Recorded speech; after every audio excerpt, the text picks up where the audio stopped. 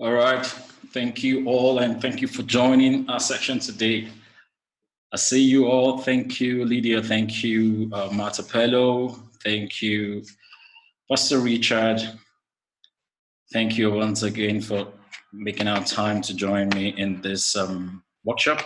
And I see you, Mighty Man Daniel. Thank you all for taking time to join us here today. And I sincerely hope this is going to be an amazing time for you and for your business as a business person. So really appreciate you making our time to join us here. Thanks a lot. Thank you so much. All right. Of course, we're going to cut the chase and just get straight down to the business of the day. And once again, my name is Tonito Samuel, and I am so honored to be in your front or right at your screen. If you have anything on your phone, right at your palm, and I do hope that this session will be an amazing one for you. My goal today is to help you as a business owner find a rethinking a pattern of, that you're going to make a culture that to understand that your respect, your strength is built in the time of adversity. I mean, and the fact that as a business person, that the fact that we have a pandemic does not mean everything has to go down the drain. Rather, it gives us an opportunity to redesign and rethink.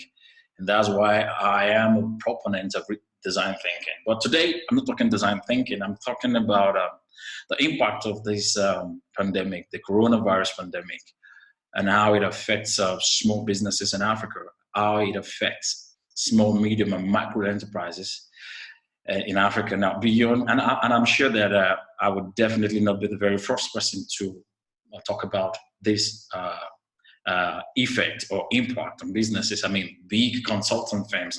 If you go online, you discover that McKinsey, what's it called, KPMG, the economies, every big consultant firm I've had a hand over, tried to kind of put a hand over what they believe and how they see the pandemic affecting the continent as a whole, and businesses, especially when it comes to the smaller scale industry. But my angle today is just to do a little brush up of what they've all done, and then deep down go further one more step to not just talking about a problem, but how finding a solution out, and really connecting to what is important that we must do. And that brings me to what our topic for the day is. So I will be discussing the impact on Africans' SMMEs and how to reposition for the behavioral shift. Once again, and I'm also using this opportunity to welcome you to African Business College, is an online business platform of business acumen development for anyone who desires to learn about business and how business is done within the African market landscape. So, and it's not where you bag a full degree yet, but it is a place where you can actually develop the right business skills and tools, equip yourself with the right tools that you need to carry out your day-to-day business activities. So when we are done, I might have the privilege to speak more on that. But African Business College, you can Google it just the way it is written, African Business College ABC. You find it on Google, and you get the privilege to know more about what we do and how we do it. So once again, welcome to this lecture, and my name is Tonito Samuel. So let's get started.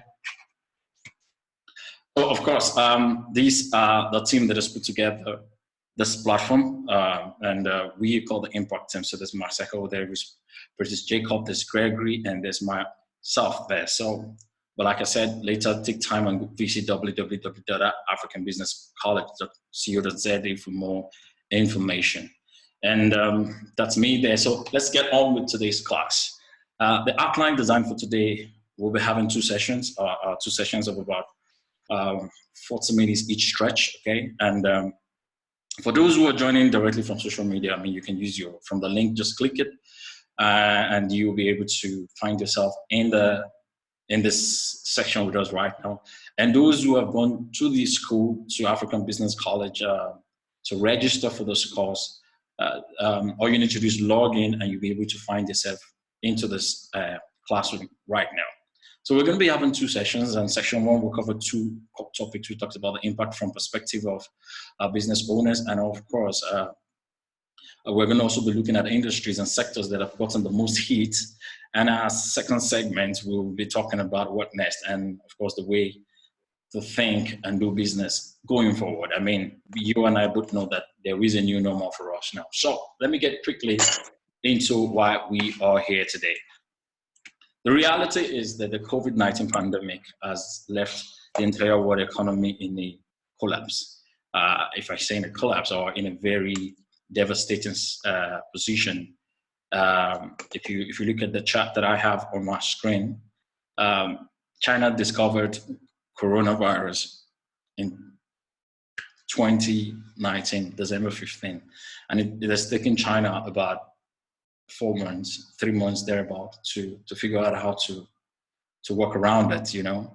And I remember when we were having a conversation, I did say to someone, none of us realized that China was in lockdown for over close to 70 something days, you know, or thereabout. But the reality is the world economy has been greatly impacted with this pandemic, and Africa is not left behind. And it might seem like in Africa currently that we don't have much of the cases surging up, but the reality is because of the big economies that this pandemic has actually affected, and Africa's reliance on this large economy, the effect would definitely trickle down. I mean, one of my colleagues was saying some times back that if China doesn't come out of this early, the cost of the things that we used to buy that were made in China will become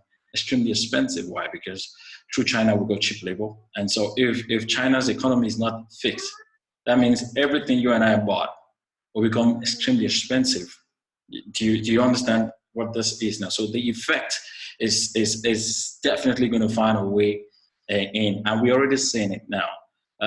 Just lockdown in Africa, and it was clear that more than 75% of the African population cannot survive because a lot of us, whether you're running businesses or we run necessity businesses or we are necessity entrepreneurs or survivalist entrepreneur, which means that if you don't make sales per day, you may not be able to eat for that day.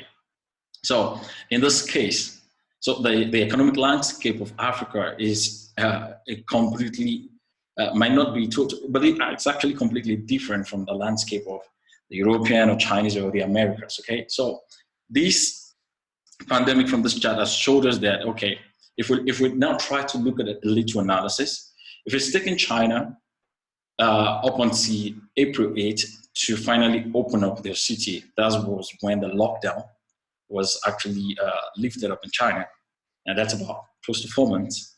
Now, in Europe, I'm talking about Spain, Italy, Germany, France, and the United Kingdom, the discovery, the first case was in February, and they're already saying that they're not opening, the lockdown will last up until May. And that's another 4 months there. Now in America, they're already talking about March to June, that is 4 months. Now in Africa, yes, currently, if you look at South Africa and other countries where we've seen the cases of, where the cases are being kind of discovered, you and I will know that, yes, it looks like we don't have much case, like the cases are not that much compared to the population that we have. Now, but again, those numbers are based on the people tested. But let's even agree and be very optimistic that this thing would not hit Africa the way it has hit Europe and America. But the charts that we do have has actually also explained to us that at some point that this lockdown might extend even up until August, okay? So the worst case scenario in Africa would be that this lockdown would wrap up in May, June. And at some cases, scenario 2 says at August. Now, of course, most of this information you'll find at a white paper that was written and shared at the African Union website. And so if you, like I did say, if you did register for this program using the African Business College platform, and you would see that there is this material that we've shared, but you can actually go to African Union website and you'll find this white paper and quite extensive research that has been done by the team. So now in Africa, if that is the case, that we really don't know, although based on where we are, everything seems to be like, okay, it's in a state where we can manage and curb the spread. And with the lockdown and the strict measures that have been put on by every government in Africa, we seem to be a continent that might truly win this pandemic at the end of the day. Now, but the big question now is, here in South Africa, we've been locked down since the 26th of March. We've been asked to all sit at home, stay safe, work from home if you can. If you can't work from home, there's no business to do. Businesses, everything, the economy has kind of been on a standstill. Now, but the big question is, what are the impact from a perspective of a small business owner? And when I speak from a perspective of a small business owner, I think it was one of my, it was a friend of mine, Wale, who took a session and also shared this similar scenario cases where he used about 2 or 3 different business types to explain what they are all saying, or how they both see, how they all see the pandemic effect on their businesses. So stage 1, I'll talk about food vendor.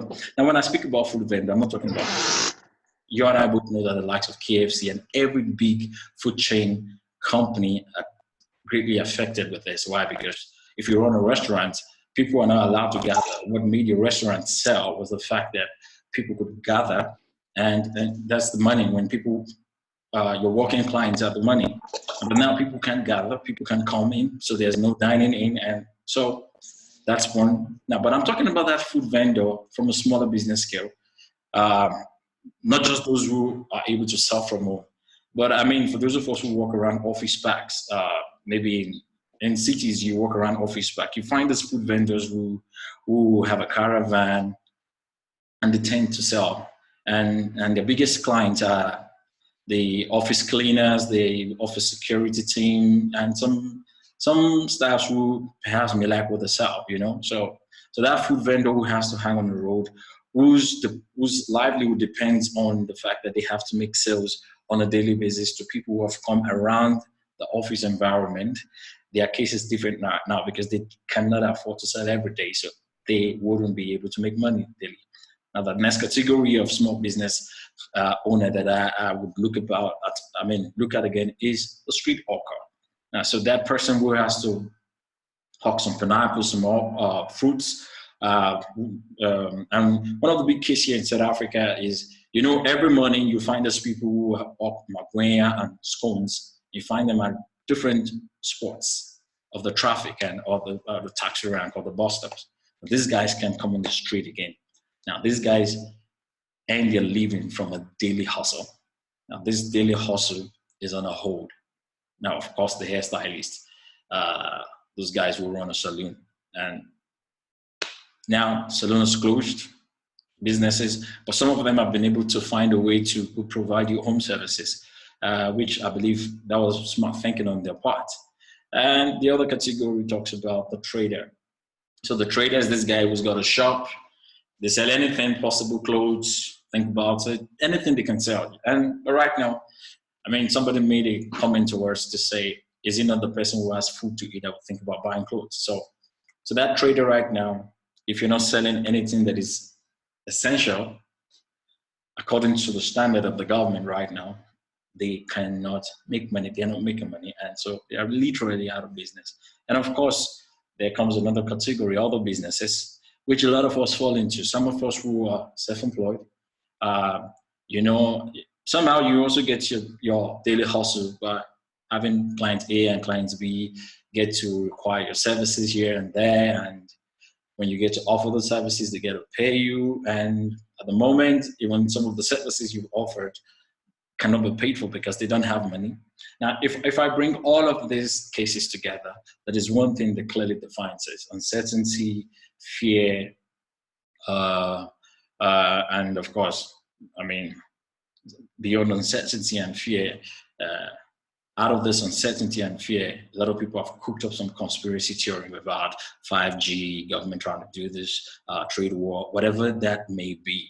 The reality is the world is on a lockdown, economy is struggling, and not just struggling, the economy of the world has been beaten so badly that right now it requires a, a rethinking, a re-strategizing, a remodeling, and a repositioning to find yourself back into the marketplace. Okay, so that is what this program is set to do. So now from this scenario, I believe that in one way or the other, businesses that fall within this category, whether you're doing IT, you're doing consulting, I mean, there are businesses that we already see that managed to find their level in terms of possible existence even during the crisis. I mean, training industry, schools would definitely could find a medium to kind of get back on track.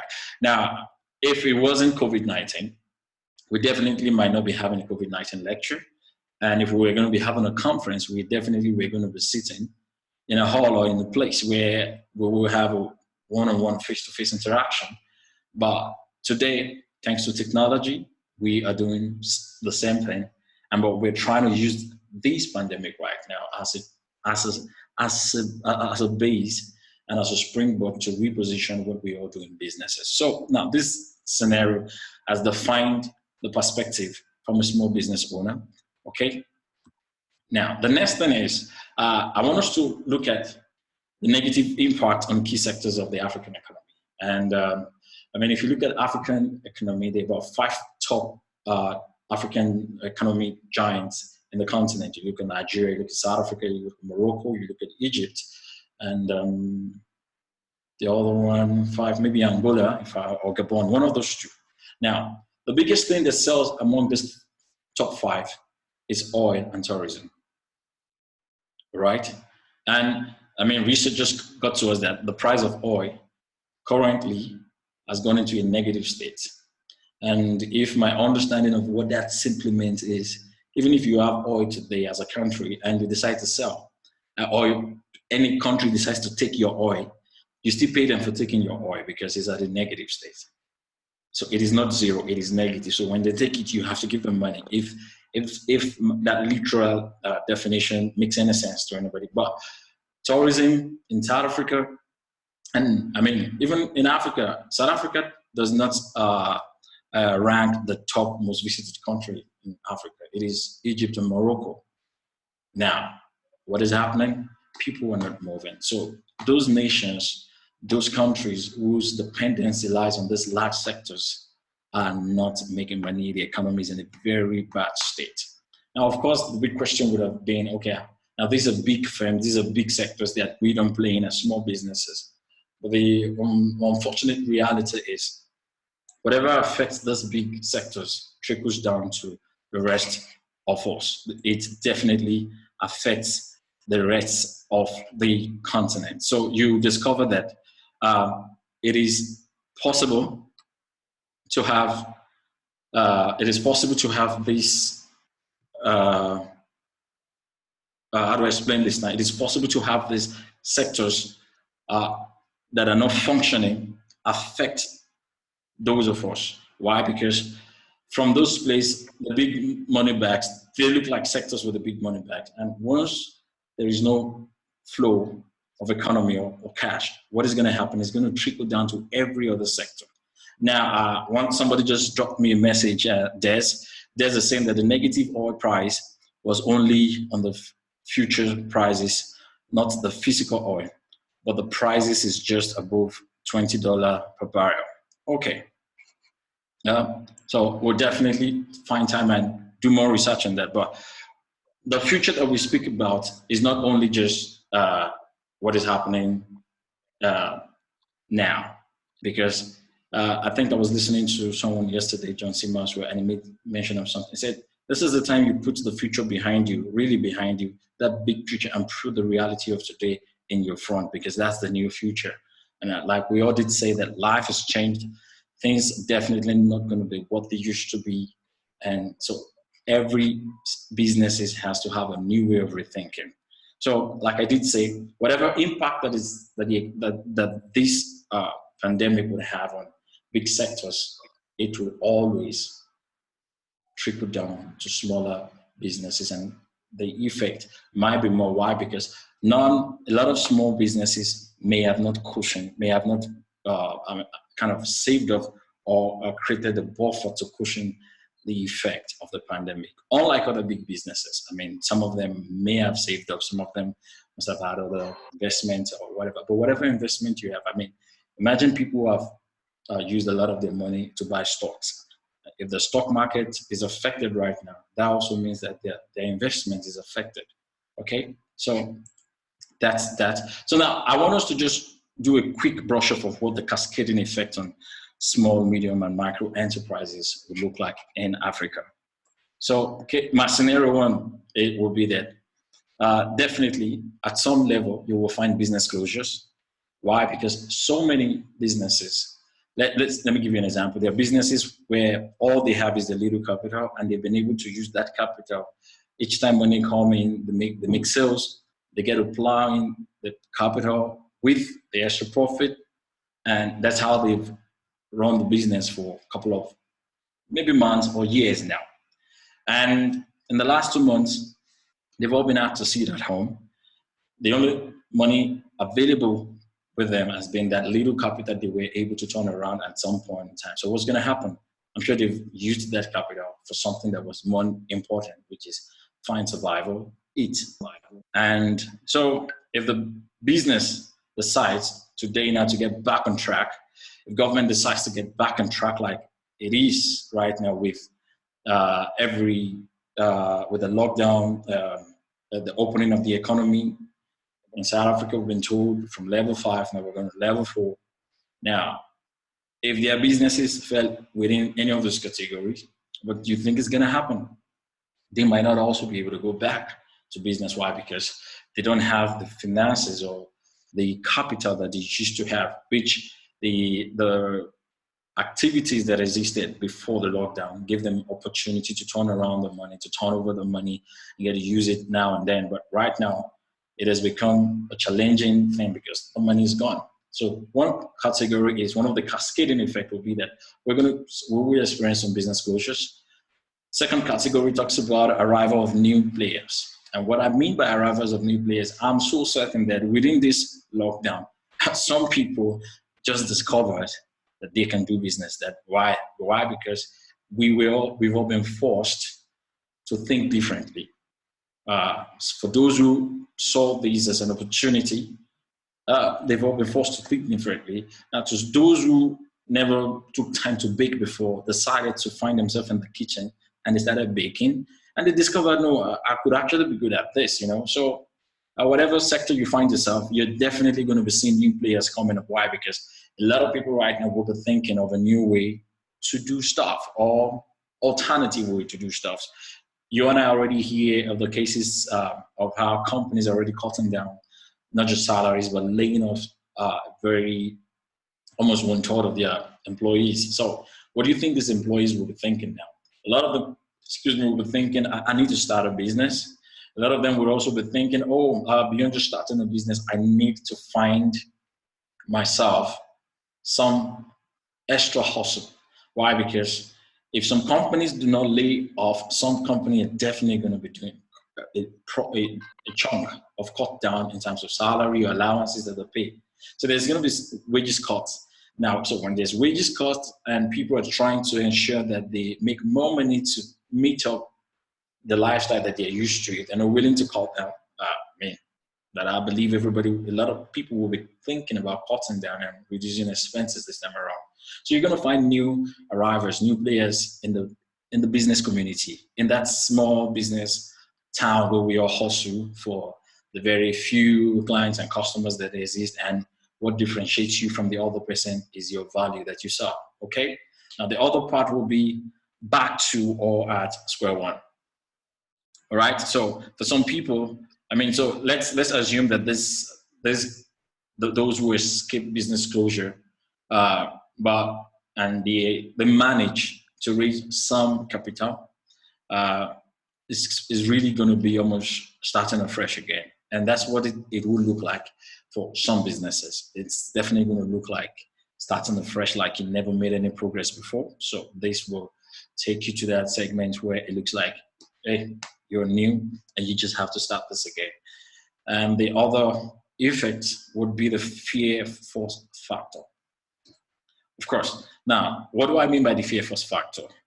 I call this the fear force factor because a lot of people will be hindered, will be greatly hindered, I beg your pardon, by what scares them the most. Now, some people just believe that, listen, even if government says we're now free to go, as long as nobody has reported that there is a cure for this virus, and if people carry this virus, you don't even know, some people would never summon that courage to get out of their house. Some people may not summon the courage to go to some public places anymore. Some people may never want to gather in any place where they feel within them that there is no enough space that allows social distance. And so the fear factor is going to creep in, and a lot of people are going to find themselves not taking steps on what is needful, or trying to get themselves back up again into what is needful and what is important for their life. So these, for me, are the cascading effect that I believe a lot of small, medium enterprise or small businesses will face as a challenge, okay? So you will definitely find that people are going to start afresh. Some businesses might not come up to you. Don't be surprised that some people might walk up to you and say, man, I think I need a job now. I need something that is consistent. No matter how little it is, I'll get it. Because the courage to face the business world again might not be there. And so all of this would play out in its own way, whichever way. But I think it is your own strength or your inner belief system that is going to help you get out of this. All right? So what's next? So before I jump into this section, because this is definitely what we were meant to be discussing at a later part, okay? And but we're going to take just a few things on this section, and if you have questions or anything you want us to, if you have a question, just post it in the chat, and I think I'll read it out loud and we give a stab at it. So the big question is that the coronavirus literally has pressed the reset button on the world at large and the world's economy, thereby disrupting virtually everything. Now, life is never what it used to be and how we knew it to be. So the game has changed, so should your game plan. All right, so as a small business owner, I think what is key, why we're doing this program, is not just to tell you what you already know about coronavirus, or about how many people that have died, or about how many people that are dying, or about how many people are recovering, which country is winning, is not winning. That has not been the reason why we put together this workshop. The reason for this workshop is exactly where we are now. So all of this has happened. So what next? What are you going to do next? So that's why I said it is time to put behind you what you thought you knew, who you thought you were, and bring into yourself a new reality of who you can become and what your business can become. And tackling everything headlong with a consciousness, with an intentional consciousness to say, okay, if this is where the market is, I better reposition my business and my thinking and my model and my strategy to fit into the market. All right. So this is what I believe that the game plan should be like. This is exactly what this game plan should be like. This game plan is what it's designed to be like. All right. So again, now the debate that should be happening in your mind as a business owner should be what? These are what I believe should be what you're doing right now on the table. You have to get your pen and paper. In the lockdown, yes, I mean, somebody made a joke and said, during the lockdown, some people are busy creating new network, while some others are busy on Netflix. So, but the reality is, of course, some of us, I did watch a lot of Netflix this time around, but that did not take me out from the place where I knew I needed to have a rethink and a repositioning of what I do and how I do it, right? So I had to really sit on the drawing table again. I had to go back to ideate, to plan, and to act fast. So what is key right now is we're going to be dwelling on this segment, and I need you all to take your time and really, really, really think so deeply on what your plan is, number one, how can I change or create a new value fit? That is what I mean by ideas. And the reality is that things have changed. So what was of value to your customers may no longer be, all right? So there were things you were offering as a service or product, whatever it is that you saw that people bought. Now, because money is not going to be flowing as it used to be, because things are not just going to be as they used to be. You need to create a new value fit, a whole new value fit, or just retweak what you used to sell or what you used to have to fit it into the new customer's conscious mindset right now. Because the shift has actually happened. Some customers think differently right now. What was a need? What was a need some months back before the coronavirus might have become a want. So there is a new need. And so what you thought they used to love, they may not like it anymore. Why? Because there is a rethinking that has happened. There is a completely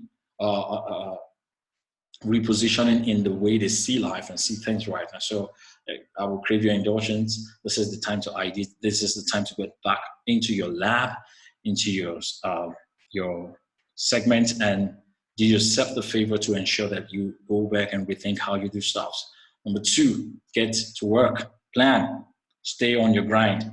And I mean, I've learned one thing, that a lot of times I myself not excluded from this creative disease where dreamers like me, or dreamers generally, talk a lot. We just talk and we don't do. So we've always got plans. Oh, there's something, I have this. And years go, you do nothing about it. So it's time to plan your comeback move and strategy. Now, with your hands on deck, do the things that must be done. Find the right team or persons to work with if need be.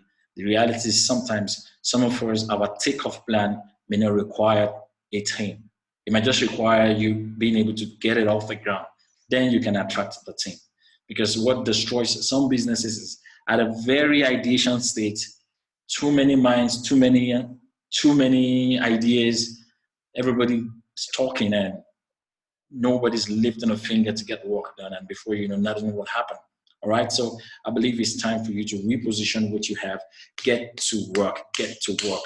Find what works and work on it. That has always been my strategy. Find what works and work on it.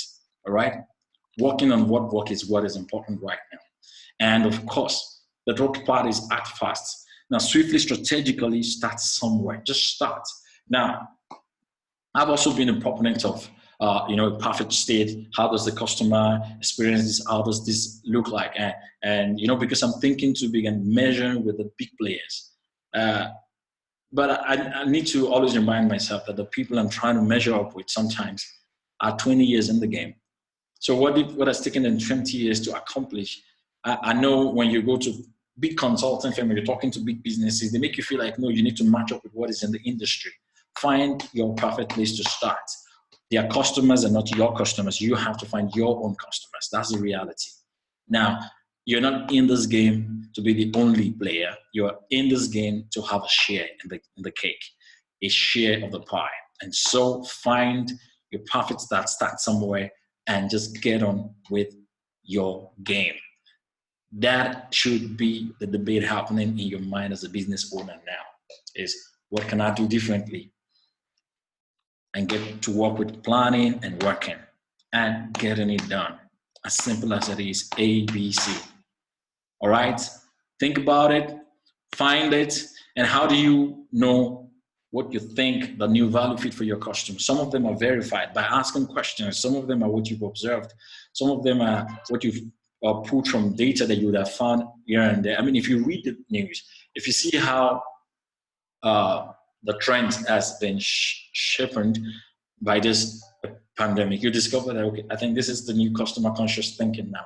This is the new mapping of customers' mind or the market's mind. So position your business to fill whatever void that may exist in that void or in that market space, all right? Okay, now I will be touching on sectors that are experiencing a boom right now and after. Sectors that are already experiencing boom right now and after. And I think we're almost done with this segment today. Okay, so sectors that are experiencing the boom after now. Where are they? Number one, we talk about in the last, the pandemic did not only just leave us with some devastating bad effect on the economy or negative impact. Some industries actually emerged and growth became on another level. So if you look at logistics and delivery services, they grew. Now, data-enabled healthcare has grown, right? E-commerce is also growing. Now, scalable digital businesses will definitely grow, and they're going to replace product-focused businesses. And the other one is the biggest one right now, the digital tools for collaborations, for entertainment. I am sure Zoom, Workplace, Skype, what's it called, Netflix, Google Hangouts. These guys have made more money than they ever did in the last 12 months. All right. So if you have a business that is a scalable digital business, this is your time. If you have a platform, whether you have a platform that can provide e-commerce solution, or get yourself into an e-commerce driven environment so that you can use that medium to publish what you have. All right, that becomes a plus for your business. Okay. Now, the other part is, this is the new way of thinking, and this is what I want to encourage every entrepreneur and how you should think. Number one is embrace the concept called technopreneurism. So technopreneurism is what is going to drive the new trend in the market. Why? So technopreneurism is a confluence or the combination of entrepreneurial skills, innovative skill, and technology. Why? Because if you look at the businesses in our previous slides, the businesses that are scaled up this period are all technologically enabled businesses, okay? They are businesses that the backbone infrastructure is founded on technology. So whatever you're going to do, if you're going to shift the way you think, if you're going to innovate, if you're going to be relevant going forward, is you have to shift from the position of just being an entrepreneur, and either you embrace the concept of technopreneurism or you make yourself a technopreneur, okay? And making yourself a technopreneur simply says that you get the opportunity to perhaps push yourself. All right, okay, I just saw a feedback from Wale. If you could elaborate further, what trend reports suggest e-commerce is growing, and what sector of e-commerce that is growing? All right, I think we'll do that in our next section, so we'll take time to discuss all of that. So, like I said, embrace the concept of technopreneurism, meaning find the right partners who are entrepreneurial minded, who have innovative consciousness, and who are technological in mind. All right, so this section is our fourth session, and it's wrapping up right now. So just click on the link that I'm going to share with us right now for the next segment, and we can all get back to it, okay? So I'm just going to share that in the chat. Okay.